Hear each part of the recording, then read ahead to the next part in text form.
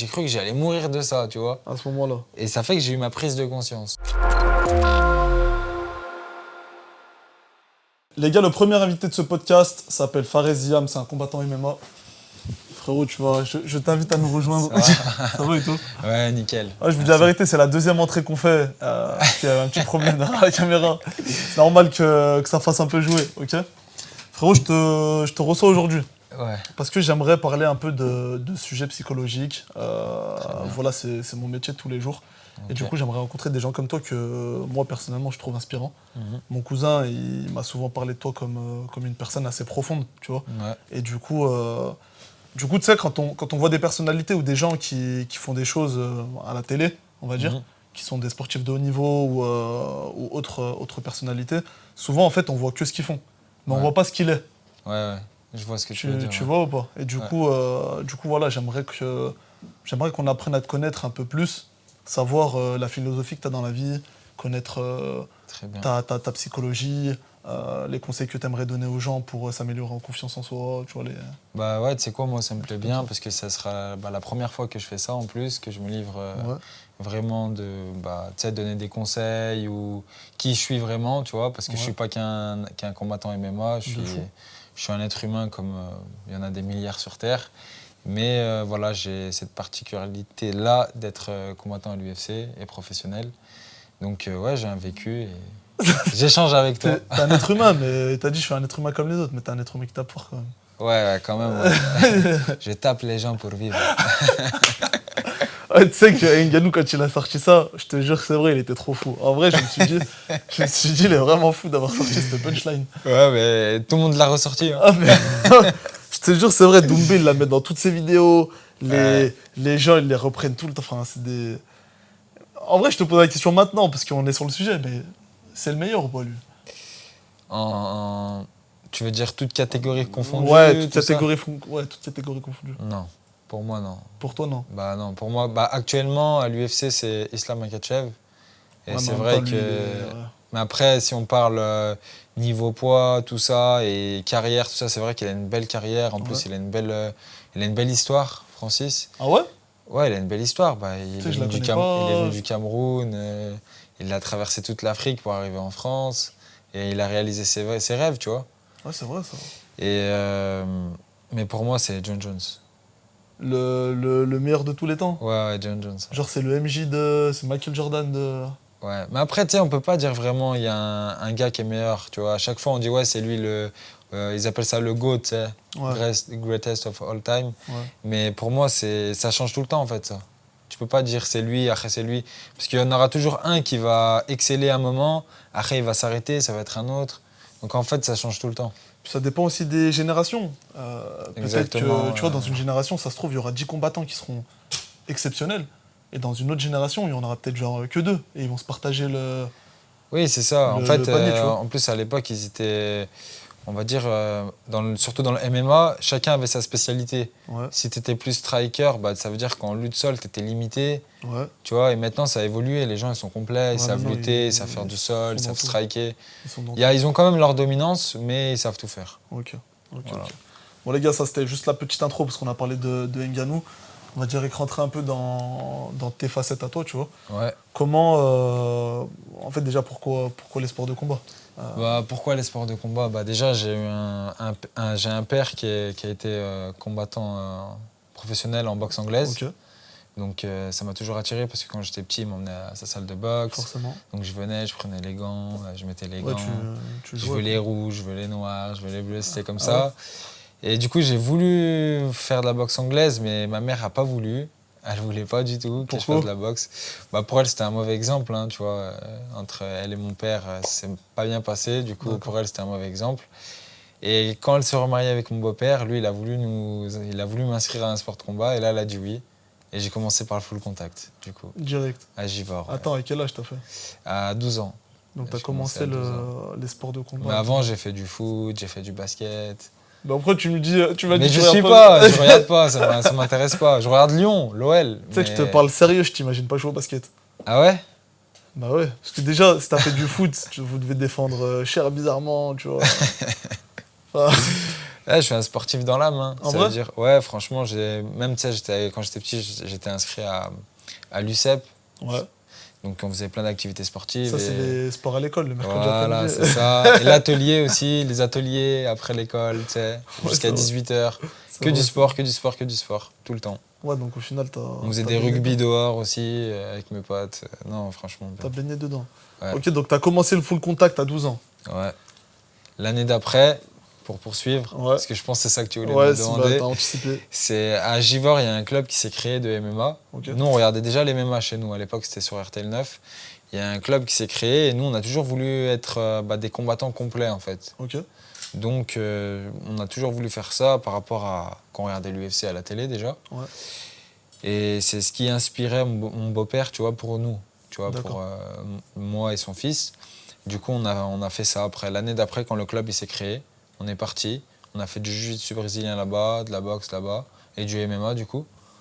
Et après cette année-là, ça s'est pas trop bien passé dans ce club. Okay. On est retourné au full contact, tu vois, mais maintenant ils faisaient du kickboxing, K1, donc, tout là ça. Aussi, ça c'est. On est retourné là-bas. Voilà, okay. On est retourné là-bas. Ouais. Et en même temps, moi, je faisais du judo et du jiu-jitsu.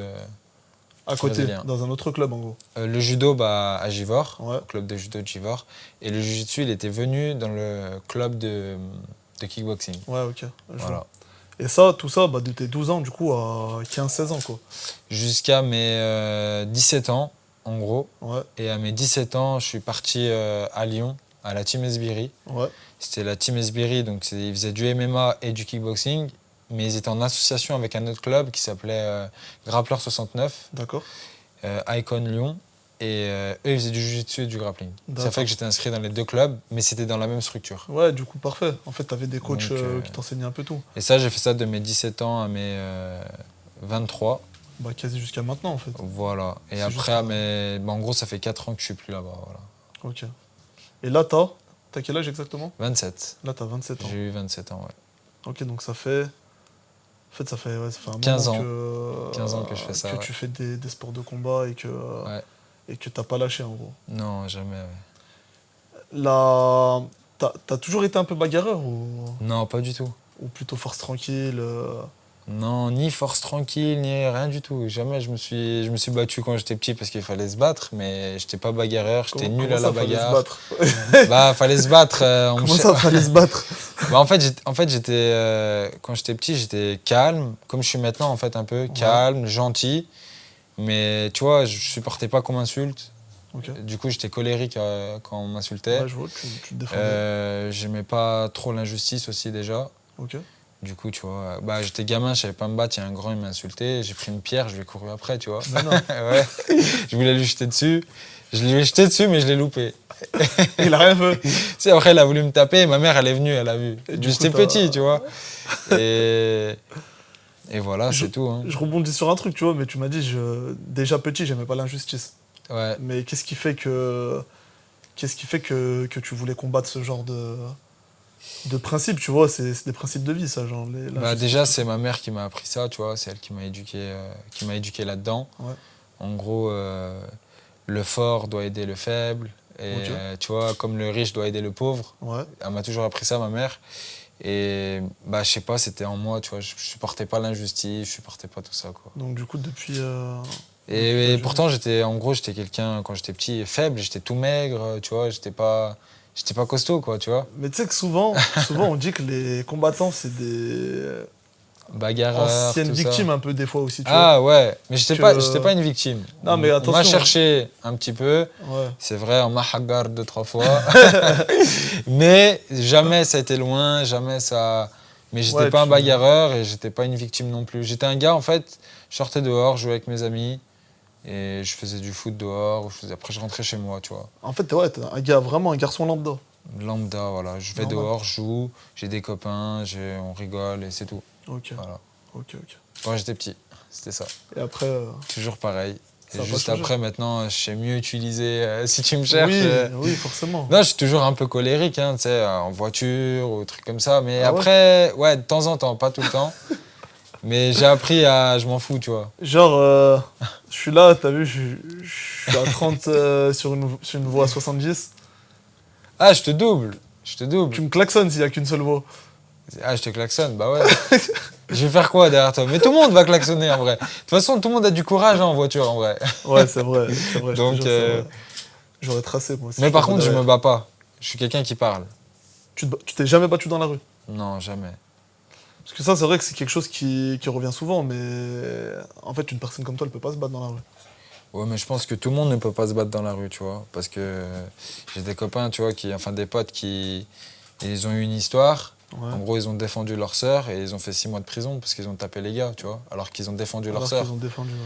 Donc, en vrai, je pense que peut-être que pour nous, ça peut être plus aggravant parce qu'on a une maîtrise que la plupart des gens n'ont pas. Ouais. Mais je pense que faut pas se battre dehors de toute façon. En même temps, c'est dangereux. Et puis maintenant, tout le monde a des couteaux, tout le monde a des trucs. Oui, au final. Des marteaux dans leur voiture. Tu vois, les gens. Être n'importe qui. Les gens, ils deviennent fous, tu vois. C'est. Bah, tu sais quoi, ils ont peur de rien, tu vois. Bah, tu sais quoi, je te raconte une histoire vite fait, hein. Mais tu vois la galerie marchande à Auchan? Ouais. Non, bidon, moi j'y étais pas, hein. C'est juste, on m'a raconté cette histoire, un ami à moi. Il m'a dit à Sport 2000, donc le truc, tu vois où c'est ou pas? Ouais, tranquille. Et bah, à Sport 2000, il y a une fille, elle était en train de vouloir s'acheter quelque chose et tout. Et en fait, il y a le vigile, il lui a fait une réflexion. Mais apparemment, elle l'a mal pris. Et en fait, elle est partie voir son père, elle lui a dit, ouais, le vigile, il m'a dit ça. Ouais. Je vais pas dire c'est quoi exactement, parce que voilà, mais il lui a fait une réflexion qui lui a pas plu, c'était une jeune fille. Et en fait, le père, il s'est enflammé direct, tu vois. Il a commencé à dire, ouais, comment ça, tu parles comme ça à ma fille et tout. Donc le vigile, lui, en fait, de base, il avait pas une mauvaise intention quand il lui a fait une réflexion. Ok. Et le père et lui, ils ont commencé à s'embrouiller. Ouais. Et en fait, le vigile, il voulait pas redescendre, le père, il voulait pas redescendre. Du coup, ça a commencé à se chauffer, les gens, ils ont se séparé un peu et tout. Et le gars, il a dit, ouais, bah attends, je reviens. Il est parti poser sa fille dans la voiture, il a ramené un flingue. Voilà. Dans le magasin. Tu vois, non, mais c'est. En fait, ce que je veux dire par là, c'est que ça illustre un peu ce que tu disais. En fait, t'as beau être n'importe qui. Exactement. En fait, maintenant, les gens, ils ont plus de limites. Tu vois, on est arrivé à un moment, genre là, on est en 2024, les gens, ils ont plus de limites. Ils ont pas peur de faire de la prison, ils ont pas peur de mourir. Et on dirait, tu vois, c'est. Je sais pas, c'est fou. Je trouve ça fou. Ouais, mais c'est notre époque, c'est comme ça maintenant. Ouais. Ça devient les States, la France. Toi, t'es allé souvent aux États-Unis. C'est comment là-bas? Là-bas, c'est trop bien. La vérité, personne te regarde, chacun sa vie. Ah ouais? Ouais, chacun sa vie. Il y a le port d'armes, donc forcément, ils font pas tous les fous dehors. Ouais. Il y a toujours des histoires, tu vois. Mais la vérité, là-bas, c'est un pays libre. Tu vois, c'est tout. Genre dans la définition pure et dure, tu fais un peu ce que tu veux, quand tu veux. Tu fais ce que tu veux, c'est un pays où, tu vois, bon, quand tu fais ce que tu veux, non, tu vas pas... Il y a des lois, tu vois. Ouais, bien sûr. Mais ce que je veux dire, c'est que c'est un pays, moi, on m'a dit, il y a des gens qui vivent là-bas, tant que tu payes tes taxes, tu fais ce que tu veux. Tu vois, il y a personne... Tu as une pratique religieuse, bah, fais ta pratique où tu veux, quand tu veux. On va pas te regarder bizarre, on va pas... Chacun, il fait comme il veut. Ouais, c'est un pays libre. C'est vrai qu'en France, on se sent un peu oppressé vis-à-vis de ça. Bah, c'est pas oppressé, c'est en fait, ils font un combat ouvert et quoi qu'on peut dire, c'est notre faute, tu vois. Ouais. Alors que c'est liberté, égalité, fraternité. Mais il n'y a pas de liberté, il n'y a pas d'égalité, il n'y a pas de fraternité. Chacun pour soi. C'est le capitalisme. Exactement. Ouais, après, je sais pas comment... Parce que tu vois, des fois, j'en parle avec des gens et tout, parce que c'est de l'islam qu'on parle. Ouais. Des fois, j'en parle avec des gens, mais des fois, il y en a, ils me disent, ouais, en France, on peut plus rien faire, tout ça. Moi, des fois, là où je suis pas d'accord, c'est qu'il y a des mosquées dans quasiment toutes les villes. Oui. Il y a des boucheries halal dans quasiment toutes les villes. Tu peux faire ton Jumu'ah. Pour ceux qui savent pas, la Jumu'ah, en gros, c'est une prière, c'est la prière du vendredi. Donc si on comparait ça au christianisme, du coup ce serait le fait d'aller à l'église, à la messe le dimanche. Okay. Et en fait, tu vois, on a quand même toutes ces possibilités-là. Mais je sais pas pourquoi, en fait, nous aussi, on rentre dans un combat. En fait, on rentre dans le combat contre les médias. Tu vois ou pas? Exactement. Les médias, ils disent ça sur nous, alors que nous, finalement, on vit notre vie comme si c'est vrai que on la vit calmement. Le cadre de vie, il est super bien. Moi, je vis bien en France. Voilà, mais quand on me dit tu viens d'où, bah, je viens de France, je suis français, tu vois, je suis algérien d'origine, mais voilà, je suis né là, On vit super bien. Mais bien sûr, en fait, les médias, il faut voir qui regarde les médias, parce qu'après, ça retombe dans les rues, tu vois ce que je veux dire? C'est vrai. Donc, il y a ça. Et quand je dis nous combattre, je parle pas des gens qu'on m'a croisés dehors. Eux, ils s'en foutent. Sauf s'ils sont matrixés par les médias. Mais c'est les journalistes, c'est tout ça, en fait. C'est tout ce qu'il y a autour. Et après, tu vois, bouche halal, tout ça, ouais, mais le halal, ça rapporte des milliards en France, tu vois. Ouais, c'est un business aussi. Sans les musulmans en France, la France, elle tourne pas, en vrai, tu vois. Elle tourne moins. Tu vois, les chauffeurs poids lourds, la plupart, ils sont musulmans parce que déjà, ils boivent pas d'alcool, c'est ce qu'ils aiment les patrons. Ouais. Donc, il n'y a pas trop de problèmes, tu vois. Ouais, c'est vrai. Après, heureusement qu'on a nos mosquées dans chaque quartier qu'on peut prier, parce que là, ça serait grave quand même. Pourquoi ça veut dire que c'est encore pire, tu vois. On peut pas prier, on peut pas faire ci, on peut pas faire ça. Tu vois, une femme qui va, par exemple, qui va se baigner, qu'elle soit habillée, pas habillée, qu'est-ce qu'on s'en fout en vrai? Pourquoi ça fait la une des médias? Et pourquoi il y a des lois contre ça? Ça, frérot, c'est un débat de... Je suis pas politicien, tu vois, je fais pas de la politique et tout, mais pourquoi une femme qui a le foulard, elle peut pas travailler dans un bureau? Pourquoi elle peut pas... Tu vois? Non, je suis d'accord avec toi. Pourquoi elle peut pas aller à l'université ou au collège avec son foulard, rentrer dedans? Aux États-Unis, t'as le droit. Tu vois ce que je veux dire? Ouais, ça pose pas problème. Mais même pas besoin d'aller aux États-Unis. Tu franchis la Manche, c'est l'Angleterre. Ouais, tu peux. C'est pareil, tu vois. Ouais, c'est vrai, tu peux. Après, voilà, c'est parce que je sais pas, tu vois, pourquoi c'est comme ça, mais... Là où je te rejoins, c'est que vraiment sur l'aspect plage, le fait d'être dans une tenue de surfeur, parce que c'est ça, les gars, le burkini, c'est ça. Non, mais le burkini, c'est une tenue de surfeur avec un voile. Ouais, c'est ça. Tu vois, c'est... Tu vois, pendant le Covid, toi, tu fais du surf en plus. Ouais. On va en reparler après. Non, mais par exemple, tu vois, pendant le Covid, tu pouvais te baigner en survêt à la piscine. Mer, ouais. À la piscine. Alors que c'est dégueulasse. Voilà. Venir en survêt Lacoste dans une piscine, c'est dégueulasse. Ouais. Tu sais, tu l'as porté toute la journée, tu plonges dedans, enfin, c'est dégueulasse. Mais il laisse faire. Je suis d'accord, ouais. Et je te promets que je ne comprends pas comment si on voit, il n'y a que ton téton qui est caché, ça dérange personne, voire même t'es nu, ça dérange personne. Mais par contre, je viens et j'ai une tenue full habillée, et j'insiste sur le fait que c'est une tenue de surfeur, parce que c'est ça, bah ça me dérange. Ouais, bah écoute... Après, sur ça, je suis d'accord. Sur l'aspect média et tout. Après, sur le reste, ça va. Oui, sur le reste, ça va. Ouais. On peut vivre... Non, on vit bien, on a une très bonne qualité de vie, on peut vivre normalement. Je suis pas là pour critiquer, tu vois, la France, ouais, bien tout sûr, ça. Bien sûr, mais bien sûr. Voilà, c'est mon point de vue sur ce sujet-là, comme sur d'autres sujets, je peux être avec eux, ou tu vois, ça n'a rien à voir, tu vois. Ouais, c'est vrai. Voilà. C'est vrai. On peut parler un peu de ta scolarité ou pas? Ouais. C'est passé comment ta scolarité, toi? Bah écoute, bien, franchement, tranquille, hein. J'ai fait un bac STI 2D. Ça, c'est...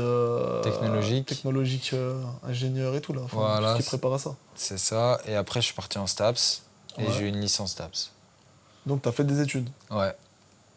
T'as fait des études et après, t'as arrêté à la licence. Ouais. À un moment donné, il faut faire un virage. C'est ça. Tu te dis, soit je continue mes études, soit je prends la voie professionnelle dans le sport de haut niveau, bien sûr, hein, on parle. Il y en a un, c'est une prise de risque. L'autre, elle est un peu plus sécure. Ouais. Et je te le dis, je sais que moi, mon cousin, il m'en avait parlé de toi vis-à-vis de ça. Ouais. Il m'avait dit que vous aviez déjà eu des conversations sur pourquoi tu continues pas les études, c'est plus safe, en plus le MMA c'est chaud, la boxe c'est chaud, enfin le milieu il est compliqué.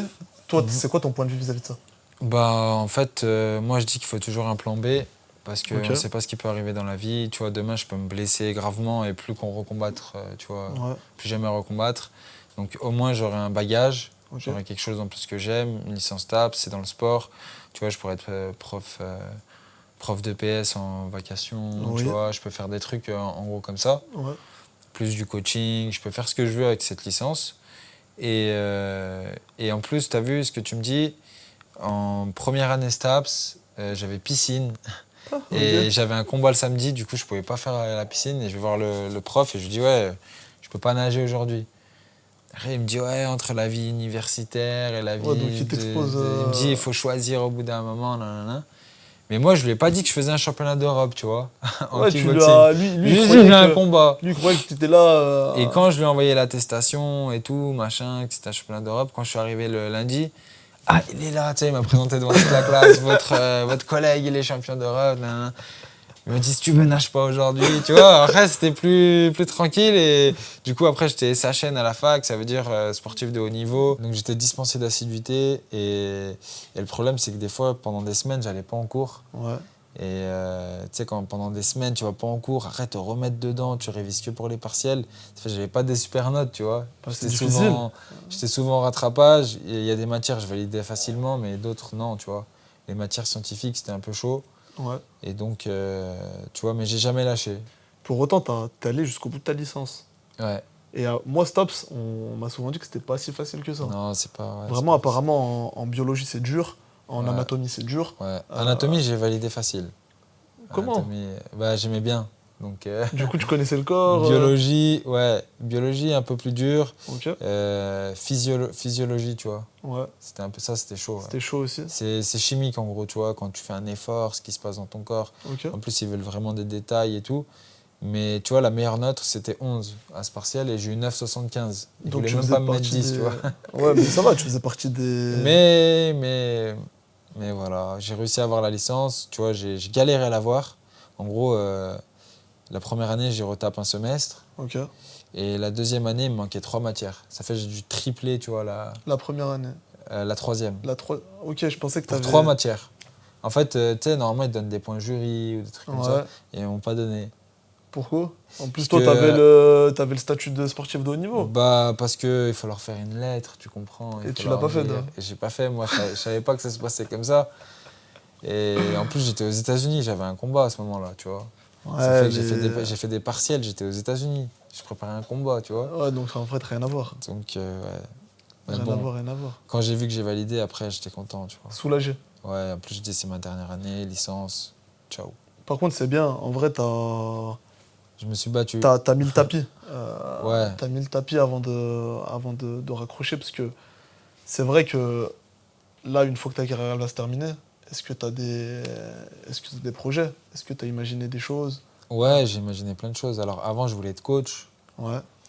Mais maintenant, en fait, la vie de coach, je sais pas si ça me plairait, tu vois. Parce qu'en fait, un coach de MMA, bah, il doit se déplacer pour ces gars qui combattent. C'est-à-dire, s'il combat en Australie, il faut que tu ailles en Australie. Oui. S'il combat à New York, tu dois aller à New York. Et tu dois être tous les jours à la salle, tu as d'autres athlètes. Des fois, il y a des séparations. Mais ça, encore, je m'en fous parce que, tu sais, les séparations, c'est... L'homme t'appartient pas, il fait ce qu'il veut. Oui, c'est vrai. Mais en fait, je me dis, est-ce que cette vie-là va aller avec moi ? Ouais. J'ai tant donné pour ce sport. Et après, je fais coach et tout, tu vois, je me remets dedans. Donc tu continues Déjà que moi, j'aime bien, je change de routine un peu souvent, tu vois, j'ai plein d'occupations. Ok. Donc ça va. Comme quoi j'ai des abeilles, tu vois. Comme ça, t'as des abeilles. J'ai des ruches à Givors. Toi, t'as des ruches, toi Ouais. Et tu fais quoi avec tes abeilles ? Du miel, tu fais quoi. Avant, j'avais des poules. J'ai jardiné un petit peu. Puis de temps en temps, j'aime bien aller faire du surf, comme tu as dit. J'aime bien aller au ski, j'aime bien aller à la montagne. Ma routine, elle change, tu vois. Ouais, donc t'as vraiment des occupations... Voilà, ça me coupe un peu et ça fait du bien. Ouais, je vois ce que tu veux dire. Mais ça me manque après, tu vois. De faire du combat ? Ouais. Ouais, mais après, tu peux... de toute façon, tu t'organiseras, j'imagine. Mais... Non, ouais. Mais en tout cas, mon après-carrière, j'aimerais investir dans 2-3 trucs pendant ma carrière. Ouais. C'est un conseil qu'on m'a donné, tu vois, déjà. Et en fin de carrière, si je peux vivre de mes investissements, voilà, tu vois, ça ferait plaisir. Et après, si je fais quelques coachings, tu vois, et tout, c'est bien aussi. Il y a des chefs d'entreprise ou des trucs comme ça. Oui. Même pour faire, tu sais, être conseiller sportif. Il y a plein de trucs qui me plairait de faire, tu vois, en fin de carrière. C'est vrai que il y a plusieurs choses là qui m'intéressent. C'est que tu as dit, en gros, faire du coaching sur des chefs d'entreprise. Ouais. Ce serait du coaching sur plusieurs domaines. Bah ouais, je peux faire du coaching du coup mental, parce Ouais. que j'ai un sport qui est mental et tout. Tu sais, ce sport à haut niveau, c'est 75%, même 90%, c'est le mental, hein, tu sais, dans un combat. Ouais, c'est vrai. En vrai, tu te prépares, mais il faut que ton état d'esprit il soit à fond dedans. T'en as déjà fait ou pas de la prépa mentale ? Un petit peu, ouais. Et j'ai quelques notions aussi. Tu peux nous en parler ou... Bah, en fait, moi, ce que je fais souvent, c'est de la visualisation. Ça, c'est un truc ouais, qui... Ça fait des années, en fait, que je le faisais, mais je savais pas. Et après, quand on me l'a dit, bah, tu vois, je savais ce que... En gros, tu sais, tu t'imagines comment faire ton combat, comment ça va se passer. Ouais. Tu vois, même quand le présentateur, il te présente, tu sais, ton état d'esprit, tu vois. Et après, tu t'imagines le coup que tu vas mettre, qui va mettre KO, tu vois. Ok. Tout ça, en fait, je faisais ça. C'est un cheminement. Et puis aussi, j'ai des routines qui sont en vrai mentales. Bah, tu vois, avant de partir à mon combat, je me fais une douche froide, tout ça, quoi. Ça fait un rituel un peu. Exactement. Pour dire que t'es dans le combat, voilà. que là c'est le jour, enfin c'est le jour J, quoi. Ouais. Les techniques de visualisation, tu peux détailler ou pas? Bah, c'est soit je me pose dans mon lit, tu vois, et je me dis je vais faire ça, ça, ça, ou soit carrément je me lève et tu vois, je fais mon shadow et en même temps je visualise, tu vois. Ok. Ouais. Je vois, en fait, je te dis ça parce que il y a une étude qui était sortie sur des basketteurs. Ouais. Et en fait, ils avaient pris, donc c'était des psychologues qui avaient pris plusieurs personnes, donc un groupe A et un groupe B. Tu connais quand tu fais des études, c'est toujours comme ça, ouais. Un groupe machin, un groupe machin. Le groupe A, il avait juste un échauffement standard, ok. Ouais. Et genre il jouait et tout. Et le groupe B, il avait un petit moment de visualisation, méditation. Ouais. Souvent, les deux, ils sont un peu liés. Parce que pour faire de la visualisation, il faut être un peu... Tu l'as dit, tu peux faire du shadow et tout, mais eux, ils ont priorisé vraiment l'aspect avec un son, visualisation mentale, tu vois. Donc, ils n'étaient pas dans la gestuelle, ils étaient réellement se repérer dans l'espace, tout ça. Exactement. Donc, on est dans un lieu calme et tout, et on imagine ce qu'on va faire avec notre corps. Et en fait, il les conditionnait, si on peut appeler ça comme ça, à faire des shoots. Ok. Il leur disait, imaginez-vous en train de shooter, imaginez-vous en train de marquer. Ah ouais. Et il leur faisait des petits points d'ancrage. Ça te parle ou pas, ça? Ouais, ça me parle, Et en gros, il leur faisait des petits points d'ancrage. Et en fait, le groupe A, ils ont fait des shoots. Donc le but, c'est de savoir qui allait mettre le plus de shoots alors qu'ils avaient le même niveau, tous. Ouais. Okay, et le groupe A, bah, apparemment, il a marqué... Bon, c'est des stats, hein, tu vois. Mais il a marqué 30% de shoots en moins que le groupe B qui a fait de la visualisation. Donc le groupe B a marqué plus 30% que le... Maintenant, je me demande, moi, si ça a un impact ou pas. Si, ça a un impact parce que je l'ai fait, moi, un jour, ça. En gros, avant d'aller à la boxe anglaise, j'ai regardé quelques combats de Canelo, tu sais, des gars qui sont au niveau. Bons, okay. Et c'était le jour de sparring, tu vois. Okay. Après, j'ai été à ma télé, c'était l'entraînement commençait dans 30 minutes. Okay. Et je me suis posé, j'ai bu mon café, j'ai fini mon café, je me suis posé comme ça, je dis bon, alors là, je vais faire ça, ça, ça, tu vois. Ouais, et j'ai été et j'ai fait des super sparring. Et pourquoi tu le refais pas tout le temps maintenant? Je le fais, bah, des fois, il faut tracer, tu vois. Non, mais quand je le fais, j'ai remarqué, bah, je suis plus performant. Et là, tu saurais pas expliquer bah, en fait, pourquoi ou comment? Bah, c'est mental, tu vois. Ça veut dire que tu t'es préparé à faire un truc. Ouais. Tu as préparé ton cerveau, on va dire même tes nerfs, même tes muscles, en vrai, parce que les muscles, on va dire, c'est avec les nerfs que ça marche, tu vois, c'est nerveux. Donc c'est électrique, c'est chimique. Et ce que tu as en toi, bah, en fait, tu vas le relâcher. Okay. C'est comme, tu vois, tous les jours, tu fais un mouvement. Ouais. Par exemple, je sais pas, tu mets un crochet du gauche, on va dire, à l'entraînement, tu fais tous les jours ça, tous les jours ça. Dehors, tu t'embrouilles, le gars il vient pour te taper, tu vas faire tout seul. Crochet du gauche, ouais. Tu vois? Ça s'appelle, tu sais, c'est des mouvements réflexes. Ouais, c'est la mémoire musculaire, c'est la... Voilà. Comment on appelle ça? Ils en avaient parlé pour Neymar. Parce qu'il disait qu'il avait un temps de réaction qui était infiniment petit, tu sais, genre quand... C'est de l'instinct au final après. Ouais, ça devient instinctif, j'imagine. L'instinct, ouais. En gros, ça, tu le travailles tellement que... C'est des réflexes, c'est des réflexes même. C'est des réflexes. Qui sortent tout seuls. Ouais, c'est des réflexes. C'est pour ça que là... Donc toi, tu faisais de la visualisation mentale. Ouais. Après, il y a la préparation en ce qui concerne la gestion du stress aussi. Ouais. Est-ce que ça, t'as des... Bah, une routine, toujours. Hein, c'est pareil, le jour du combat, faire une petite marche dehors, tout seul. Ok. Où je me dis que je suis là pour gagner, je suis là pour faire... pour donner le meilleur de moi-même. Ça veut dire que tu te fais même des petites affirmations. Parce que ça, je sais qu'en psychologie, il y a beaucoup de gens qui le font. Ouais. En gros, On parle jamais de défaite, déjà. Ouais, On parle jamais d'échec. Si on perd, on dit c'était comme ça, tu vois. Et on va apprendre de notre défaite. Ok. Si on a gagné mais que c'était pas comme on voulait, on dit qu'on apprend aussi de notre victoire et c'est mieux parce que c'est avec la victoire. Oui. Et voilà, moi je me fais toutes ces affirmations dans ma tête, je me dis que ça va le faire, ça y est, tu vois, c'est le jour J, c'est maintenant ou jamais, lâche-toi, tu vois, c'est tout ce que je me dis dans ma tête. Toujours très positif. Toujours positif, ouais, que du positif. Et même on essaie de supprimer le négatif, tu vois, qui est autour de nous, tu vois. S'il y a un truc qui va pas, on va dire non, fais pas ça. Tu vois, je le dis. Ok. Non, fais pas ça, non, mets pas ça. Ouais, ça va pas te plaire. Ouais, voilà, tu vois. Donc vraiment, tu essayes vraiment d'optimiser chaque minute, chaque comportement, chaque... Voilà. Et la petite marche tout seul, tu vois, j'ai remarqué que ça m'aidait beaucoup, tu vois. Ouais, et il y a beaucoup d'athlètes qui le font en plus. Comme qui soit, par exemple, Usain Bolt, tu vois. Ouais, ok. Et le jour de la compétition, il prend un petit déj, après il va marcher tout seul. D'accord. Tu vois, c'est pareil, en fait, c'est de la méditation, de la visualisation en même temps. C'est comme ça je vois que je gère mon stress, on va dire. Et puis je me dis qu'on a besoin du stress aussi pour le combat, tu vois. Toi, de toute façon, tu as fait, comme tu as dit, à Staps, il y avait... Après, il y a l'habitude aussi. Tu sais, tu as l'habitude. Quand tu as fait plusieurs fois la même chose, tu connais comment ça marche. Tu sais que ça va se passer comme ça, tu vois. Tu as fait tous tes entraînements. Je veux dire, tu arrives, tu es prêt. Voilà. Tu es prêt pour le jour J.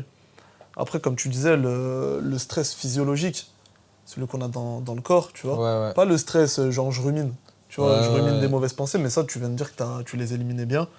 Donc, on a besoin aussi de... Je veux dire, s'il n'y avait pas de stress dans notre corps, s'il n'y avait pas de tension, le coup, il partirait pas. Tu sais, tu serais comme ça, quoi. Genre, c'est vrai. Un peu en mode légume. Donc, est-ce que ça aussi, tu...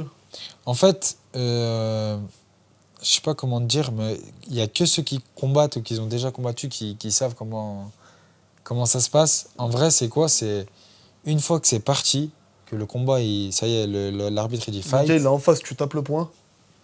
Et au début, peut-être, ça va se regarder et tout, mais quand tu vas prendre une patate, on va dire une gauche, t'as toi, déjà, ton orgueil qui va dire, tu m'en as mis une, faut que je te la rende. Il y en a qui sont comme ça, il y en a qui se disent, il a mis ça, faut que j'esquive, tu vois, on réfléchit. En gros, en fait, quand t'es dedans, quand c'est parti, c'est parti. Ça veut dire... Il n'y a plus rien autour. Ça y est, ouais. Il n'y a que tes coachs, t'entends tes coachs, t'entends un peu le public, mais quand c'est parti, tu te lâches. C'est ça doit être trop bizarre d'être dans la cage. Ouais, la lumière, elle est sur toi, tu vois. Ça doit je sais pas. T'as peur dans des moments où... Non, franchement. Tu vois ou pas, genre... je sais pas, là, le mec, frérot, il est assis sur moi, je suis à 2 doigts de me faire guillotiner. Ah ouais, ces moments-là, tu vois pas ce que je veux dire ou pas? Tu réfléchis, tu vois. C'est chaud, mais vas-y, il faut que je sorte comme ça, tu vois, c'est stratégique après. Ça veut dire, c'est comme un jeu d'échecs. Je vais te donner ça, toi tu vas faire ça, mais moi derrière, je vais sortir comme ça, tu vois. Ouais. C'est l'art du... Après, tu vois, tu te dis, c'est un homme, il est comme toi, il s'est entraîné pareil que toi, il est prêt, t'es prêt. Tu connais ses meilleures techniques, tu connais ses points forts, ses points faibles. Mais lui aussi, il connaît les tiens. Ouais, bien sûr. Mais on essaye de faire des stratégies, des contre-stratégies, tu vois. C'est pour ça que la tactique, c'est très important dans ce sport. Après, toi, quand je regarde tes combats, j'ai l'impression que tu es quelqu'un de calme, posé, et tu gères tes émotions. Ouais. Le dernier combat de Poirier contre Islam, à un moment donné, le Chab, il lui dit vas-y, viens maintenant, tu sais, il lui crie dessus, on aurait dit, il y avait du... S'il avait pu cracher quelque chose, il l'aurait, tu vois. Et toi, je t'ai jamais vu faire ça, pour le moment. Tu vois, genre combattre avec vraiment une rage intérieure, on dirait, il n'y en a pas, en fait. T'es là, t'es tout le temps, comme tu dis, en jeu d'échecs. En fait, ça, c'est venu à mon premier combat de... En fait, non, j'ai toujours été comme ça. Ok. Un peu, je réfléchis trop des fois, tu vois. D'accord. Et du coup, ça me fait hésiter à faire des choses dans mes combats. Surtout à l'UFC, parce qu'en fait, je cherche à gagner, mais je cherche trop à gagner. Et quand tu cherches trop à gagner, en fait, tu sécurises. Oui, tu prends pas de coups. Et du coup, tu sais comment les règles, elles marchent. Ouais. Du coup, tu sais que, je lui ai mis un coup, derrière, il m'en a pas mis. J'en ai mis 2, il m'en a pas mis. Donc, tu as marqué 2 points, voilà, etc. Voilà. Okay. Donc, toi, tu cogites plus en nombre de points marqués. Voilà. Mais à l'UFC Paris, quand j'ai combattu à l'UFC Paris, j'ai fait une belle performance parce que je me suis pas posé de questions ce jour-là. Oui. Tu vois, je me suis dit, go. Et quand dans le combat, je dis, je vais faire ça. Je le faisais. Je vais faire un coup de coude retourné. Boum, je l'ai fait, tu vois. Ouais. En gros, je me suis pas posé de questions. Mais après, il y a aussi les adversaires, tu vois, qui... Ouais, il faut que tu te sentes à l'aise. Voilà. Mais c'est pour ça que, justement, tu vois, j'essaie d'adopter d'autres routines en prépa mentale pour être plus agressif, Et je me suis dit qu'en fait, mon coach, tout le temps, il me répète, tu vas combattre comme tu t'entraînes, tu vois. Ouais. Et si tu t'entraînes et tu joues au gars intelligent, stratégique, dans ton combat, tu vas faire ça aussi, tu vois. Parce qu'en fait, je veux trop bien faire aussi à l'entraînement. Ça veut dire, on m'a montré une technique, je veux la faire, mais je veux bien la faire, je veux faire des beaux trucs. Mais là, maintenant, depuis mon dernier combat, en fait, parce que j'ai gagné, mais j'avais la rage de ce combat, parce que je me suis dit, j'ai pas gagné comme je voulais. Okay. Là, je voulais vraiment l'éclater, tu vois. J'avais envie, tu vois, parce que même au sol, tu vois, je mettais des coups et tout. Mais il a réussi à me contrer là-dedans et ça m'a perturbé un petit peu, tu vois. Et là, du coup, depuis, à l'entraînement, bah, je tourne à fond. Tu t'envoies là. Ouais, là, on s'envoie. En anglaise, de toute façon, on s'envoie tout le temps. Mais en grappling et tout, je me fatigue, en fait. Je veux me fatiguer, tu vois. Et je veux pas finir l'entraînement avec de l'énergie. T'as envie de perdre, en vrai, en quelque sorte. Je donne tout. Et si t'arrives à me faire un truc, c'est l'entraînement, je m'en fous. Bah ouais, c'est le but. Ouais, voilà. C'est le but. En combat, on sera un peu plus intelligent, mais on va tout donner. Tu penses qu'il y a une part de...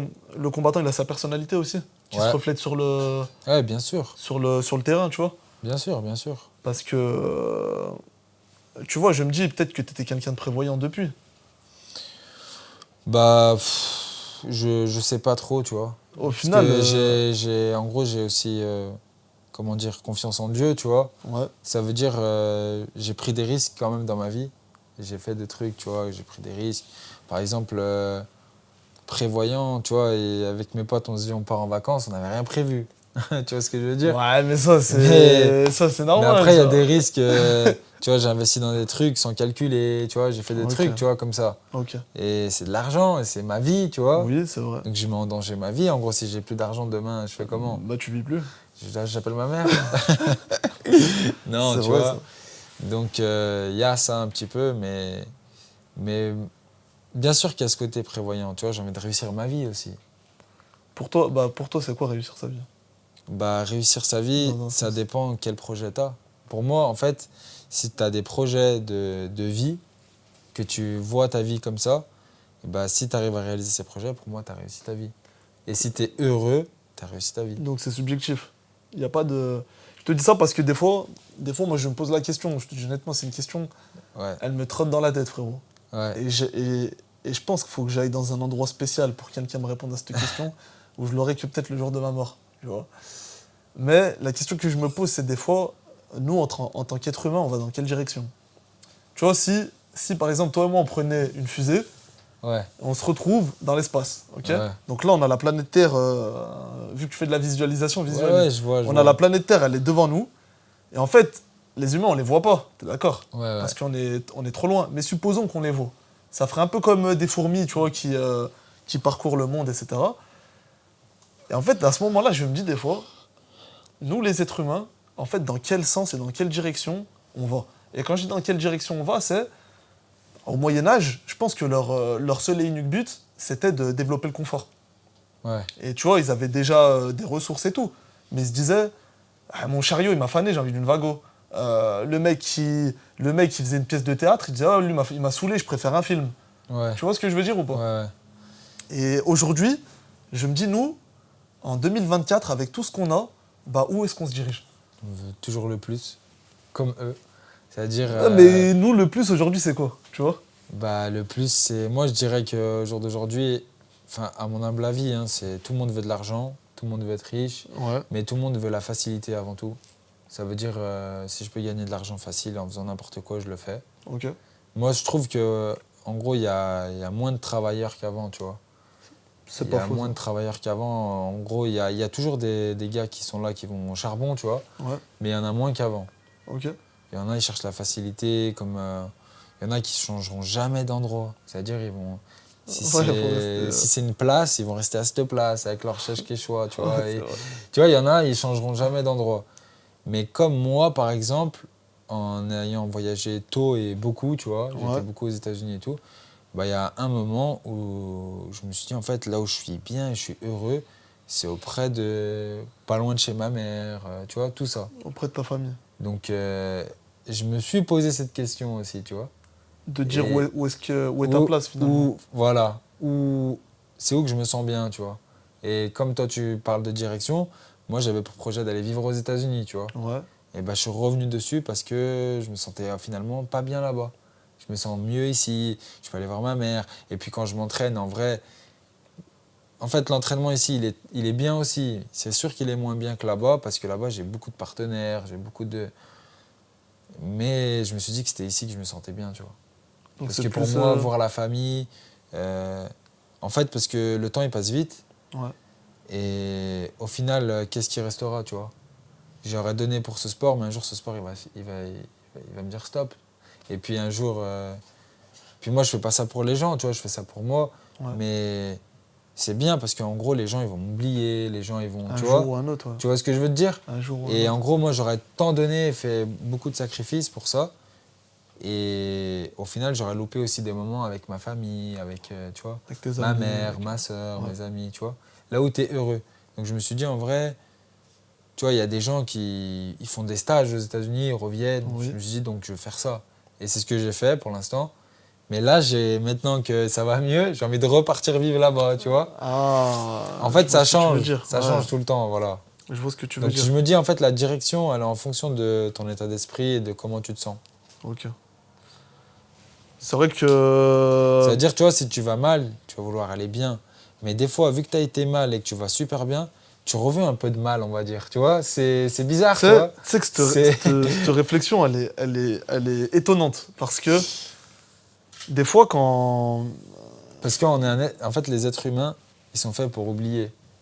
Comment ça, on est fait pour oublier? On est fait pour oublier, il faut dire la vérité. Mais comment ça, on est fait pour oublier? Oublier quoi? Tout le monde a oublié les attentats du 11 septembre, on va dire. C'est vrai que moi, je passe à autre chose. Il y a tout le monde qui a... Alors que c'est un truc de fou qui s'est passé dans le monde, tu vois ce que je veux dire? Ouais, c'est vrai. Tout le monde a oublié... En gros, il y a plein de trucs que tu oublies dans ta vie. Il y a plein de trucs que tu as fait ou des trucs qui t'ont rendu triste. Et si tu les as pas oubliés, tu vas rester triste toute ta vie. Alors que non, tu franchis une étape. Ouais. Il y a un jour où tu as senti... tu as eu une émotion forte, où tu as été super heureux. Oui. Tu vas t'en souvenir. Oui. Mais l'émotion, elle est plus en toi. Mais tu t'en souviens. Mais je m'en souviens, mais elle est plus en moi. Mais elle est plus en toi. La sensation en elle-même, elle a... Voilà, et tu vas vouloir peut-être la revivre. Tu vois ce que je veux dire? Donc pour moi, c'est ça en fait, ça change tout le temps. En gros, on est à la recherche de ça continuellement. Voilà, parce qu'on est des gens qui oublient. Donc c'est pour ça que, par exemple, quand tu as une religion et que tu as des objectifs et que tu as un but, tu es plus précis dans ta vie. En tout cas, c'est ce que je trouve. Et tu es plus reconnaissant aussi. Ça veut dire que... Tellement qu'on cherche à avoir plus, si tu as un objectif, tu as une religion, tu as un cadre de vie, tu vois, une ligne, une directrice en gros, tu es plus reconnaissant. Tu vas voir que en fait, toi tu vas bien, lui il va pas bien. Et que tu vas voir toujours qu'il y a plus pire que toi. Donc tu vois que le positif. Quand tu te fais des reproches à toi-même, tu peux te dire, en fait, il y a toujours plus pire. Y a toujours... Ouais, c'est vrai. Ça fait que tu avances en fait. Tu vas de l'avant. C'est vrai, ouais. Et même dans le fait de faire la prière, tu sais, nous en islam, juste après le tashahhud, en gros, très souvent on dit astaghfirullah, astaghfirullah, astaghfirullah. Ouais. Donc pour ceux qui ne comprennent pas, ça veut dire Dieu pardonne-moi 3 fois. Et en fait, il y a... Des fois on dit, tu sais, il y a une expression, faute dite là, en gros quand tu dis que tu as fait une erreur... À moitié pardonné? Ouais, c'est quoi l'expression? Je me souviens plus. Faute avouée à moitié pardonnée. Et un jour, j'en parlais avec un ami à moi, je lui disais, tu sais que je médite sur cette phrase parce que faute avouée à moitié pardonnée, mais en fait, est-ce que la faute, je suis pardonné de qui, tu vois? C'est-à-dire que moi, je viens, c'est un coup, je l'avoue la faute. Ouais. Mais peut-être que toi, tu me pardonneras jamais. Ouais. Tu vois? Ouais, je t'ai fait ça, je suis désolé. Tu vas peut-être me dire, ouais, mais voilà, tu m'as fait ça, tu sais quoi, je te pardonne pas. Ça m'a blessé, ça m'a... Mais vu que je l'ai avoué et que j'ai demandé pardon, peut-être que Dieu, lui, il m'a pardonné. Ouais. Donc tu vois l'expression ou pas? En gros, je l'ai avoué, compris, Dieu, lui, m'a pardonné. Mais si je ne crois pas en Dieu, en fait, je demande jamais pardon. Et entre guillemets, je peux pas être un bon humain. Ouais. Et je demande jamais merci aussi. Enfin, du moins, je dis jamais merci. Je remercie jamais la vie pour ce que j'ai. Bien sûr, c'est ça en fait. C'est qu'il faut pas oublier que, tu vois, des kilomètres, il y a des gens qui souffrent. Par exemple, les Palestiniens, tu vois. Oui. Par exemple, tu vois, il y a des mères de famille là, qui vivent leur best life. Il y en a d'autres qui perdent leurs enfants. Tu vois ce que je veux dire? Et après, on va dire, oh, mon fils, il me saoule, ou oh, ma fille, elle me saoule. Alors qu'en vrai... Il y en a un qui vient de se faire décapiter la tête. Voilà, tu vois. Et en fait, ça, on s'en rend compte, justement, quand il y a l'étape de la mort, c'est là qu'on s'en rend compte de beaucoup de choses. Déjà qu'on va mourir. Ouais. Ça, nous, on croit tous qu'on est éternel, là. On est là, on vit ici-bas, tu vois. Et on croit qu'on va vivre 1000 ans dans notre tête. Franchement, ouais. Alors qu'en réalité, tu vois, le temps est proche, c'est demain. Oui. Il y en a qui disent qu'il faut vivre comme si la mort, elle était derrière ton dos, tu vois. C'est-à-dire qu'elle est là. Et que tu la sens constamment. Voilà. Et en fait, ça, heureusement, j'ai envie de te dire qu'il y a la mort. Et en fait, la mort, c'est une étape de la vie, en réalité. C'est pas la fin de ta vie. Oui, c'est une étape dans ta vie. Ta naissance, c'est ta première étape. Ta vie actuelle, c'est ta deuxième étape. Et la mort, c'est ta troisième. Pour ceux qui croient en l'au-delà, tu vois. Ouais. Donc... Comment tu perçois la mort, toi? Parce que je te pose la question dans le sens du combattant. Ouais. Quand tu montes sur le ring, à tout moment, tu peux mourir. Ouais. J'espère pas mourir sur un ring. Ça arrive pas très souvent, en vrai. Ouais. Ça arrive pas très souvent. Ouais. Mais il y a des risques. Ouais. Il y a des risques. Tout à l'heure, on disait que je te disais, mine de rien, dans ton schéma de vie, t'as pas pris énormément de risques. T'es quelqu'un qui, justement, assure ses arrières et tout. De stratégique, tu vois. Et c'est ce qui fait que t'es un combattant comme ça. Mais pour autant, finalement, la prise de risque, à chaque fois que tu montes sur le tapis, elle est là, ouais. Là, elle est là, tu vois. Mais le lien avec la mort, est-ce que des fois tu y penses? Est-ce que... en fait, vas-y, j'aimerais bien avoir ton point de vue. Et en fait, avant, j'y pensais pas, tu vois, à la mort et tout, tu vois. Après, j'étais plus jeune, tu vois. Ouais, à 20 ans, c'est difficile de... Mais j'y pensais pas, tu vois. Ça veut dire qu'en gros, dans ma tête... En fait, il y a pas longtemps, j'ai réalisé que j'étais vivant, on va dire. Comment? En fait, c'est... tu vois, tu réalises En fait, j'ai commencé à réaliser que j'étais là, tu vois, je faisais ce que je voulais, tu vois. En gros, une prise de conscience. Voilà. Ouais, une prise de conscience. Et après, j'ai fait une analyse dessus et tout. Et en fait, je me suis dit qu'avant, j'étais un mort-vivant, en vrai. Un zombie. J'étais un mort-vivant. Tu vois, en vrai... C'était quoi? T'étais en dépression? Non, même pas, tu vois. T'étais triste? Non, en fait, je suis tombé malade. Mais j'ai un truc, un parasite, tu vois, dans l'estomac. Ouais. Et je me suis senti tellement mal avec ce truc-là. J'ai jamais chopé de parasite, en fait. Tu sais, je faisais que vomir et tout. Et j'ai cru que j'allais mourir de ça, tu vois. À ce moment-là. Et ça fait que j'ai eu ma prise de conscience, tu vois, à ce moment-là. Elle s'est faite comment? Quel ressenti t'avais? Comment dire en gros, j'étais tellement mal, tu sais, j'avais la tête qui tournait et tout. Ouais. Je me suis levé, mon cœur il battait à fond et j'ai vomi, tu vois. Je faisais que vomir. Et je savais pas ce que j'avais encore. Donc là, tu t'es dit, Je dis, qu'est-ce qui se passe? Je suis foutu. Voilà, ça y est, tu vois. Et je suis parti au médecin, il m'a dit, t'as un parasite. Et ça a été beaucoup mieux, tu vois ce que je veux dire? Bah oui. Les médicaments, ça y est. Donc t'as ressenti du stress et tout? J'ai ressenti un peu de stress, mais encore une fois, je savais pas ce que c'était. Parce que j'ai jamais eu ça de ma vie, tu vois. Bah oui. En gros, le stress, je le connaissais pas. Sérieux? Et quand j'ai eu ça... C'est bizarre, ça. Tout le monde stresse dans sa vie. Non, moi, je te jure... Surtout Logan. Non, j'étais un gars, en fait... par exemple, l'avion, il est dans 3 heures. Ouais. J'arrive à la limite. Tu vois ce que je veux dire? Ouais, et normal. En fait, j'ai toujours vécu comme ça, tu vois. Sans stress. Confiance en Dieu, et j'y allais, tu vois. Et quand j'ai eu cette prise de conscience, ce premier coup de stress, et que je savais pas que c'était un coup de stress, et ça m'a fait une prise de conscience. Et tu t'es dit, là, ça y est, en fait, faut que je vive. En gros, en fait, on profite mieux des moments, tu vois. Ouais, c'est vrai. Tu vois ce que je veux dire? Tu profites mieux, t'es bien, en fait. C'est vrai, si par exemple, je te dis... Mais chaque être humain, il vit cette étape. En réalité, après avoir vécu ça, j'ai compris que plein d'êtres humains, ils ont vécu ça, tu vois. Et ça arrive à un moment où, en fait, c'est un renouvellement dans ta vie. Quand tu vas avoir quelque chose dans ta vie qui va changer, généralement, ça arrive à ce moment-là, tu vois. Renouveau psychique. Mais il y a une phrase qui dit ça. Un renouveau psychique, quoi. C'est une citation.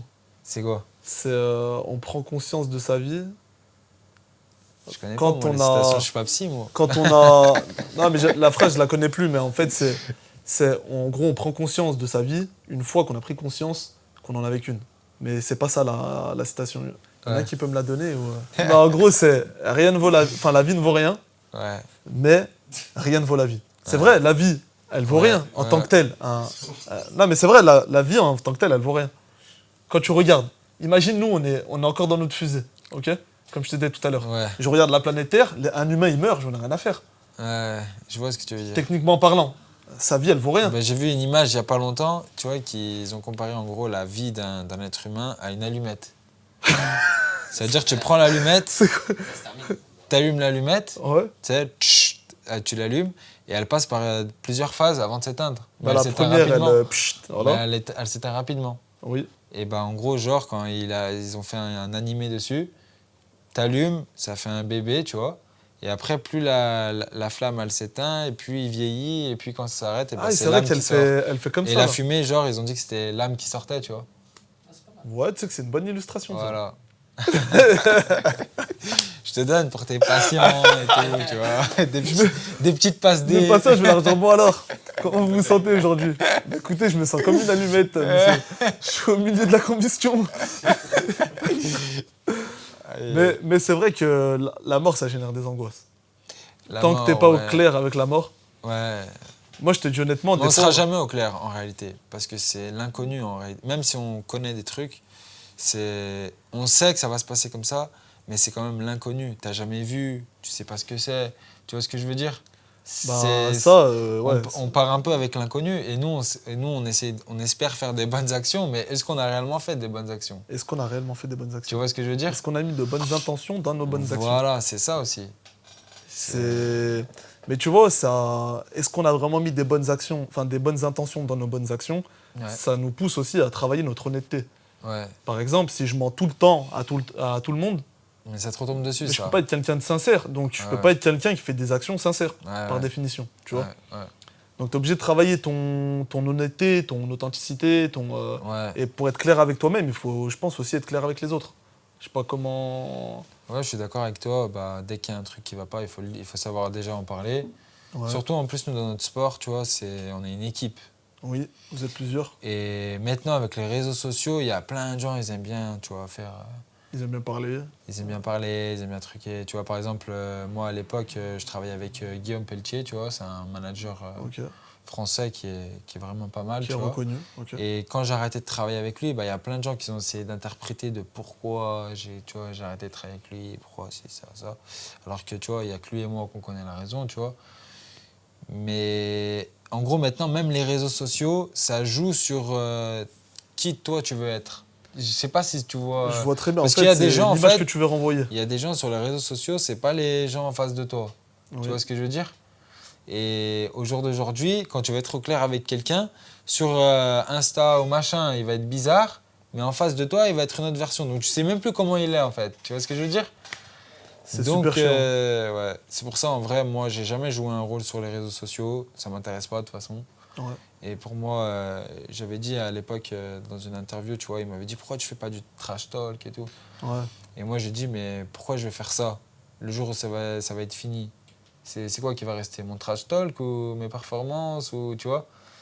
Donc, rester soi-même, faire les combats qu'il faut. Si ça doit se tailler, on se taille. On va se clasher. Mais je vais pas insulter sa famille, sa religion, ou chercher à le, comment dire, tu vois, le discréditer devant tout le monde, tailler son physique au grand public, tu vois, ça se fait pas, tu vois. Et encore moins chez un musulman. Ouais, je vois ce que tu veux dire. Voilà. Parce que tu as conscience de ce que ça peut engendrer derrière. Ouais, voilà, et puis c'est un sport, en vrai on se respecte, tu t'entraînes, je m'entraîne, on s'aime pas, il n'y a pas de problème, je suis pas obligé de t'aimer de toute façon, mais on fait le fight et après avec du respect, merci pour le combat. T'as gagné, j'ai perdu, j'ai gagné, voilà. Tu sais que ça aussi, c'est un truc que je me disais tout le temps, mais comment tu fais pour avoir de l'animosité envers un combattant le jour J, et après, dès que c'est fini, en vrai, frérot, t'as été un tueur, tu m'as mis une pipe à ce moment-là, elle était hard, je sais pas comment t'as fait, tu vois. Bah en fait, moi, je fais ça avec la compétition. Genre, t'es devant moi, bah faut que je te passe dessus, tu vois. C'est tout, ouais. En fait, c'est une histoire de classement. Ouais, je vais être numéro 1, t'es là, bah... Voilà, du coup, faut que je te tape. Fallait pas être là. Ouais, je vois tout, tu vois. Puis on reçoit un contrat tous les deux, il l'a signé, je l'ai signé. En gros, tu as signé pour me taper, bah, c'est bon, tu vois. Go, moi aussi, je vais te taper. En gros, je me dis, c'est soit lui, soit moi, donc on y va. C'est tout. Voilà. C'est rude, hein. C'est soit lui, soit moi. Ouais, c'est ça. Hein. Écoute, il rêve d'être champion, je rêve d'être champion. Je veux être champion. C'est ton objectif, ça? Ouais, c'est vraiment être champion de l'UFC.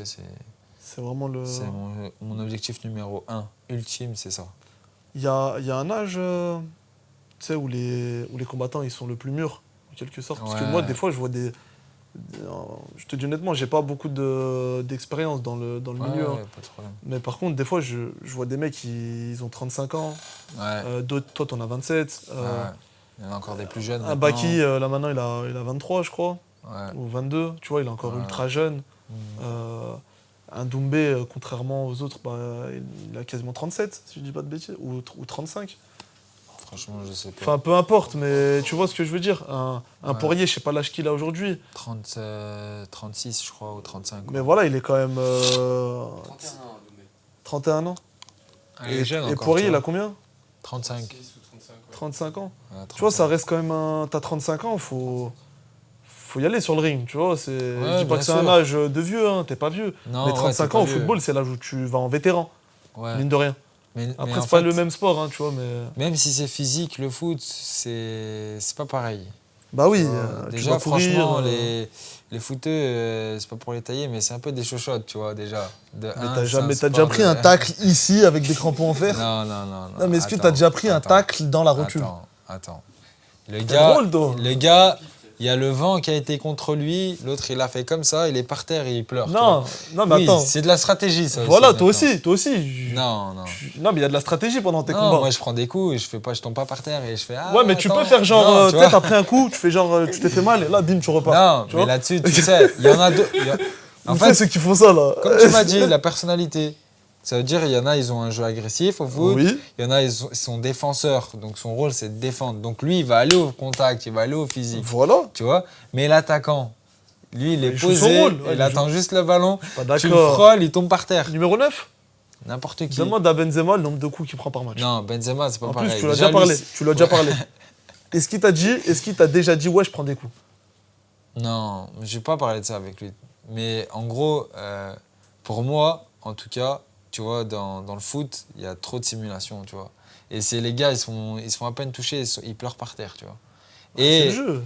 Et en même temps, pourquoi? Le staff qui est autour du foot, comme les préparateurs physiques et tout, c'est aussi des chochottes parce qu'ils ont peur de perdre leur poste. Ça veut dire qu'ils vont pas faire du physique dur pour qu'il soit solide. En vrai, il n'y a pas un vrai développement physique chez le footballeur en réalité. Okay. C'est lui-même qui le fait tout seul, avec ses propres coachs. Mais sinon, parce qu'après, s'ils perdent le match parce qu'ils étaient un peu lents, le président va venir, ils sont lents, c'est à cause de toi, tu leur fais de la muscu. Donc en réalité, mais parce que c'est un sport où il y a beaucoup d'argent et c'est économique en premier lieu.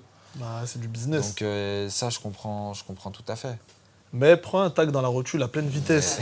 Quand t'es en sprint sur l'aile gauche, il y a l'autre qui vient. Il n'y a pas de fer déjà. Il se prend pour je sais pas qui. Frérot, il arrive comme ça. Comment il n'y a pas de fer? Il y a des petites pointes. Les terrains en pelouse, mais frérot. Ils ont des crampons comme ça, il y en a. Ouais, ça a changé un peu quand même. C'est pas comme au rugby, c'est pas les gros crampons du rugby. Tu sais que ça a pas changé. Ah ouais? Tu vas à Decathlon, t'achètes une paire de Kipsta, ton truc il est comme ça.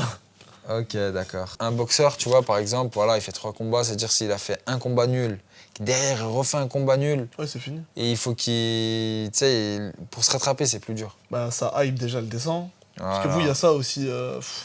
Il y a un truc que j'aime pas à la boxe.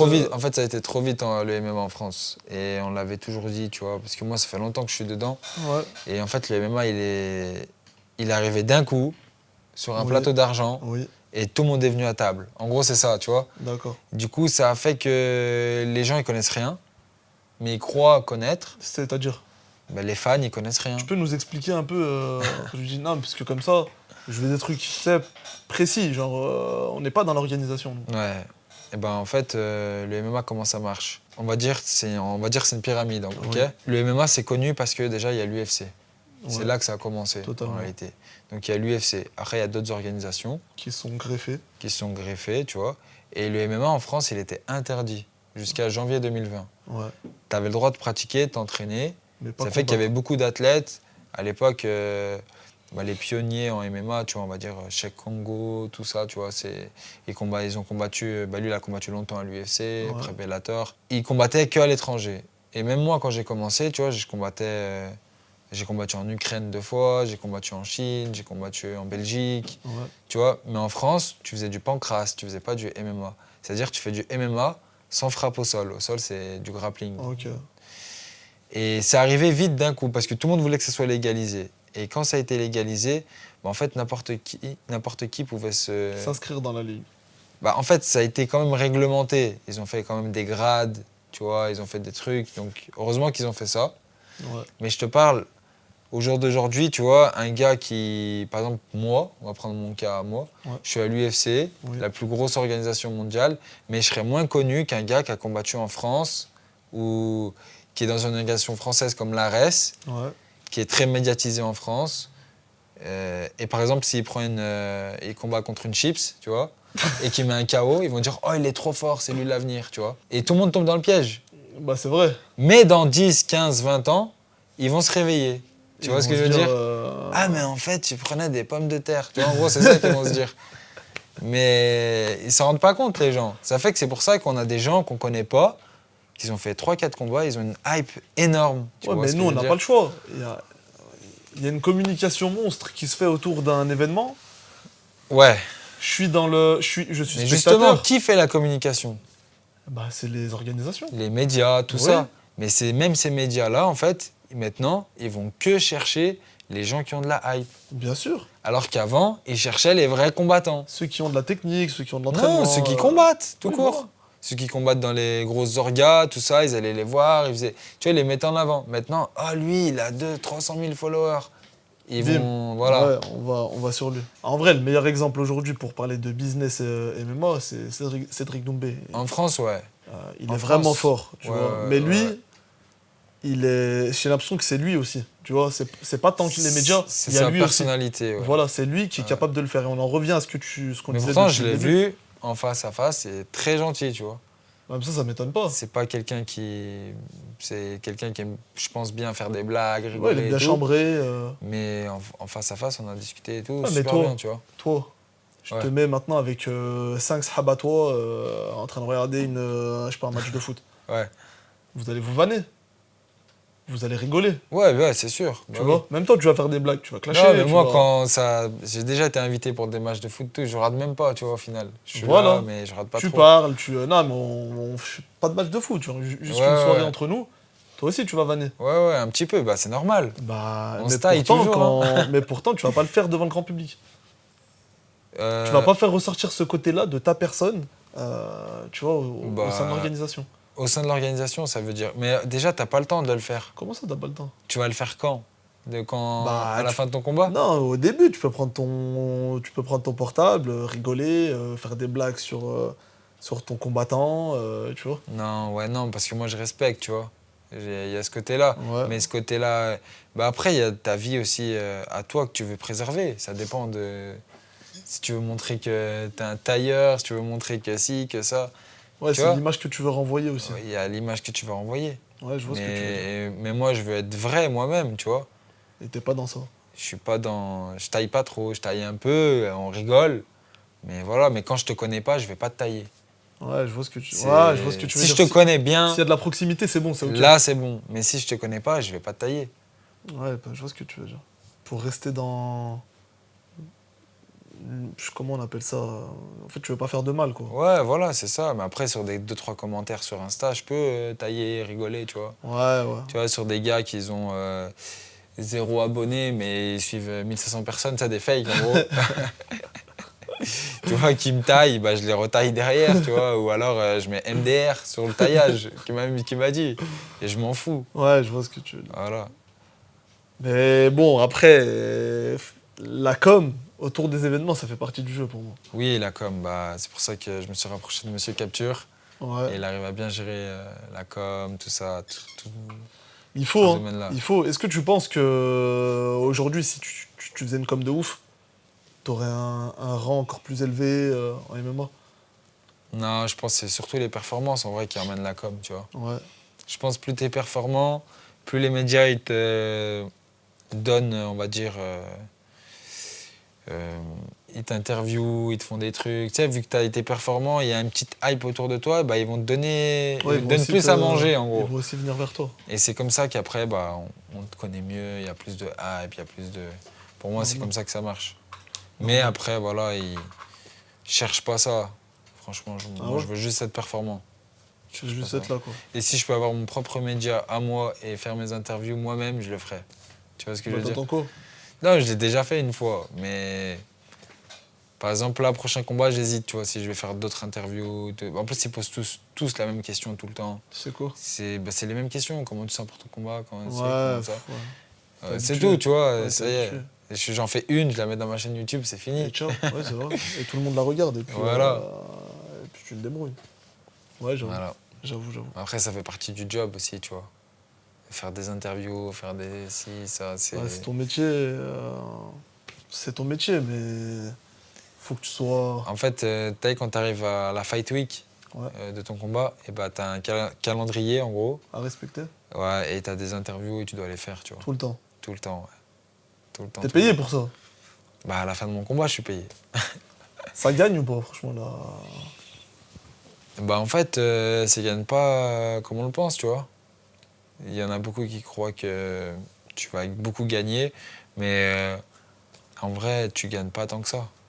Déjà, tu as des taxes à payer, après, tu as les impôts à payer. Ouais. Tu vois, tu vas jusqu'aux États-Unis, bah, ça veut dire les billets pour tes coachs, c'est toi qui dois les payer. Ah ouais? Ah bah ouais. Tu dois payer les billets pour tes coachs. Donc à chaque fois que t'emmènes les gens... faut les loger. Quand t'es parti au Mexique, par exemple...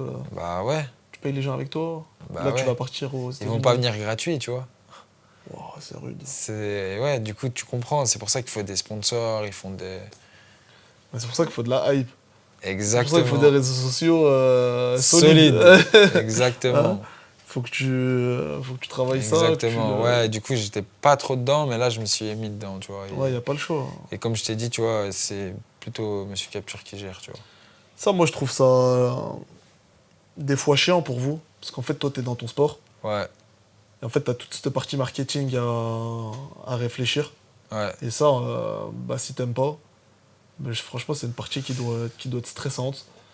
C'est pas que j'aime pas, moi j'aime bien faire, j'ai mes propres idées, tu vois. Par exemple, quand j'appelle Nordine, tu vois, je lui dis j'ai envie de faire ça. Il me dit ok, il me dit que c'est une bonne idée et tout. En fait, il y a beaucoup de choses qui viennent de moi, mais c'est que je trouve pas le temps pour le faire. Et c'est qu'en plus, je sais pas trop faire, mais j'ai les idées. Et je vais pas me former à faire un truc. Et en plus, je suis un gars, je vais être à fond pendant 1 mois sur un truc. Après, je vais sur autre chose, tu vois. Ok. Est-ce que le fait de faire des sports de combat, ça améliore la confiance en soi et l'estime de soi? Pourquoi je te dis ça? En vrai, c'est dans un but précis parce que j'ai un élève à l'école qui est assez fort, tu vois. Et en fait, Miskin, il se prend des coups des fois par d'autres élèves, tu vois, qui se fait harceler et tout. Et il me disait, ouais, mais si je me mets au sport de combat, je sais même pas si ça va m'aider ou quoi, tu vois. Et moi, ça, j'ai pas de réponse à proprement parler. Et je pense que la meilleure personne qui pourrait répondre, c'est des gens qui le pratiquent, tu vois. Alors, moi, je dirais que déjà, ça, c'est un peu inné ou pas inné, tu vois, d'avoir confiance en soi.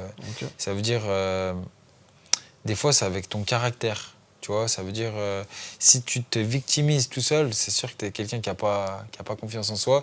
Et du coup, il s'est victimisé et c'est peut-être retourné vers la bouffe, on va dire. Et c'est comme ça qu'il est devenu obèse, tout ça. Et en plus, à mon avis, il doit être gentil, tu vois. Ça veut dire que les gens ils doivent abuser de sa gentillesse et tout. Mais c'est sûr qu'en fait, il y a tellement des valeurs dans ce sport qu'on fait que ça t'apprend à avoir confiance en toi, mais en même temps, ne pas sous-estimer les gens, les respecter et être humble.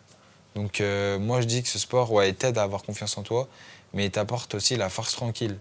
C'est-à-dire que tu sais de quoi tu es capable, et peut-être qu'au lieu d'être en colère et faire une dinguerie, et bah, tu sais que tu peux faire une dinguerie, mais tu vas faire tranquille, et tu vas peut-être développer autre chose, tu vois, une autre manière de te défendre. Ta langue, déjà. La langue, c'est un bel outil pour savoir parler, tu vois, savoir poser les choses et tout. Je trouve que c'est un meilleur outil que les poings. Ouais. Ouais, mais après, ça, c'est quand... Là, tu parles, mais toi, tu parles avec le recul de quelqu'un qui sait se défendre. Ouais, mais s'il ne sait pas se défendre, pour moi, s'il se dit dans ma tête, je vais apprendre à me défendre, ça va lui apporter de la confiance. Parce qu'il se dit, en faisant ça, je vais réussir à me défendre.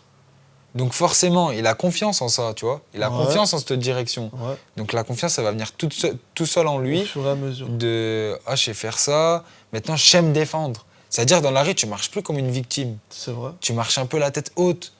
Et donc limite, tu vas chercher la merde. Et si tu prends 2-3 crochets, tu vas dire, attends, faut que je m'entraîne encore un peu avant que... Tu vois. Mais c'est vrai que quand tu as l'habitude de prendre des coups aussi, bah déjà, ça enlève cette peur. T'es plus courageux, tu vois. Ouais, ça enlève la peur de... T'as plus de courage. Je veux dire, moi, je suis pas quelqu'un qui se bat.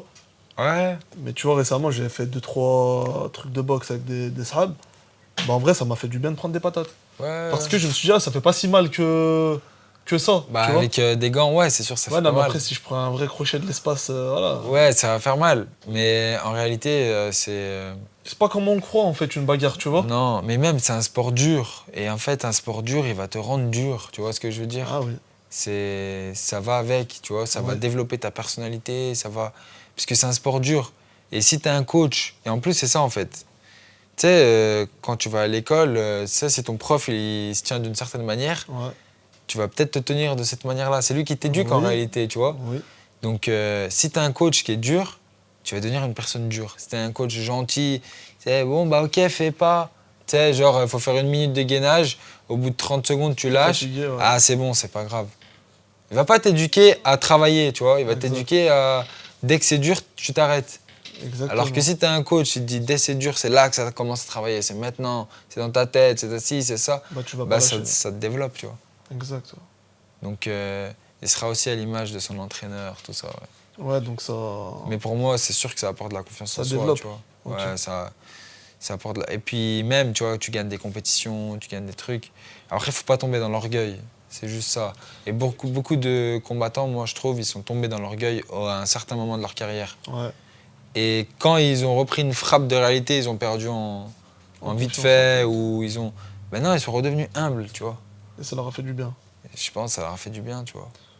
Rocky vs... comment il s'appelle Plutôt Khabib Connor. Hein? Plutôt Khabib Connor. Hein. Connor, il était bien orgueilleux. Ça lui a fait... Ouais, mais lui, j'ai l'impression que c'est son jeu, quoi. Ouais, mais non, parce qu'après le combat de Khabib, il était pas comme avant.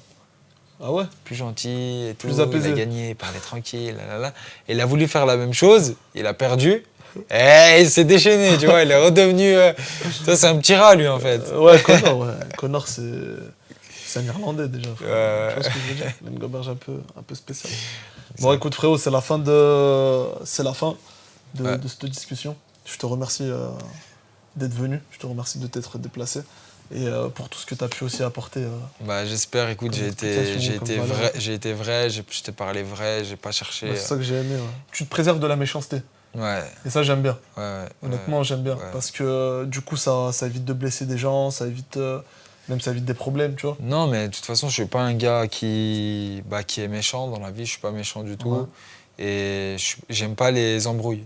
C'est-à-dire, moi, j'aime pas m'embrouiller. Je suis prêt à tout faire pour éviter l'embrouille. Ouais, tu vois ce que je veux dire? Mais après, si elle arrive, l'embrouille, je vais... T'es aussi prêt même si je suis pas en tort, je vais m'excuser, tu vois. Excuse-moi si j'ai dit ça, que ça t'a blessé. Alors que lui, il m'a dit des dingueries en face, tu vois. Je vais dire excuse-moi si je t'ai blessé, tu vois. Parce que pour moi, en fait, demander le pardon, comme tu avais dit au tout début, tu vois, mais pardonner quelle faute, tu vois. Ouais. C'est important, même pas pour qu'il me pardonne ou pas, pour ma conscience à moi. Je vois ce que tu veux dire. Voilà. Les gars, c'est la fin de cette vidéo et la fin de cette discussion. Je te remercie, frérot, pour ce moment passé, pour ces belles paroles, pour aussi les explications que tu as données, techniques, sur plusieurs sujets. N'hésitez pas vraiment à rentrer dans le détail, parce que moi, je trouve ça intéressant. Donc, s'il y a des choses qu'on a dites et qui n'étaient pas assez détaillées, n'hésitez pas à vous renseigner par vous-même en allant chercher des explications. Parce qu'on n'avait pas le temps de rentrer dans les détails. Ton prochain combat, on ne sait pas encore exactement quand est-ce qu'il est. Ouais. Donc du coup, c'est pour ça que je vous incite vraiment, les gars, à aller sur ses réseaux à lui. Il est très actif sur Instagram et assez actif sur YouTube. Notamment, vous pouvez suivre plusieurs choses. Sa préparation, vous pouvez suivre aussi ses entraînements. Vous pouvez suivre aussi ton quotidien, parce que des fois, c'est un peu en vlog. Ouais, c'est en vlog, Et je sais que c'est surtout quand il part aux États-Unis, etc. Donc, c'est souvent des vidéos qui sont cool à regarder. Alors vraiment, n'hésitez pas à aller, à vous abonner et à suivre toute cette aventure-là. En tout cas, nous, on sera là pour le prochain combat. Merci de m'avoir invité. Merci de m'avoir invité déjà. Et franchement, c'était un super moment. On a bien discuté et on refera ça. Inch'Allah. Inch'Allah. Prends soin de toi, frérot. Salam. Salam alaikum tout le monde. Ciao, ciao.